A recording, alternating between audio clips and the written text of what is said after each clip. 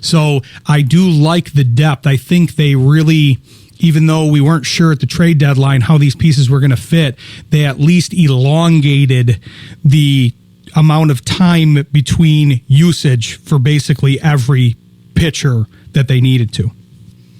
Yeah, and I think what's going to be really fascinating throughout the month of September is seeing the mixing and matching. And I think it's going to be a little bit of an understated tryout session for the bullpen in the playoffs. Like, they're going to have some guys like Chase Lee that have just come back up after being in the minors for a while. You're probably going to see Alex Lang again, like you mentioned. We talked about Seawold. Troy Melton has looked very good in his, albeit very short stint in the bullpen.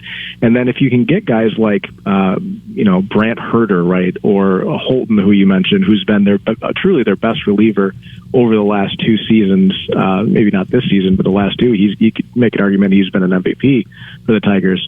You get some of those guys right, and then you stack them up with Finnegan in the back of the bullpen, Vest, most certainly, and some of those other guys that you mentioned. You're going from what a lot of people deem as the weakness of this team, which I frankly have to agree in some facets, to somewhat of a strength. But I do think Chris Fetter, Juan Nueves, and Robin Lund are three of the best pitching coaches in all of Major League Baseball. I mean, just you brought up Rafael Montero. I think that's a great example. He was statistically one of the worst pitchers in the entire major leagues over the past 2 or 3 seasons.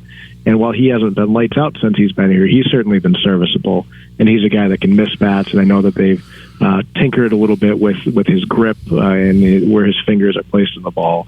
But I think down the stretch here, they're going to try some guys in a few different spots. I mean, every game matters. Obviously, they're going for that number 1 seed. But, I think it's fair to say they've probably got the division locked up. So there's not as much pressure for them to perform on a night-in, night-out basis in terms of making the playoffs or not.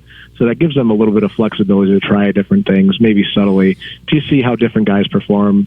You look at Drew Summers today, who was in a big spot. They let him go against Francisco Lindor and Juan Soto in the game. It didn't work out, but to me, that just showed they're trying to get everything they can out of some of these guys, see how they perform in high-leverage situations, and let the chips fall as they may. And, a lot of us are probably going to disagree with these choices down the stretch, but I do think there's probably a bigger plan going on in the background to see what they have.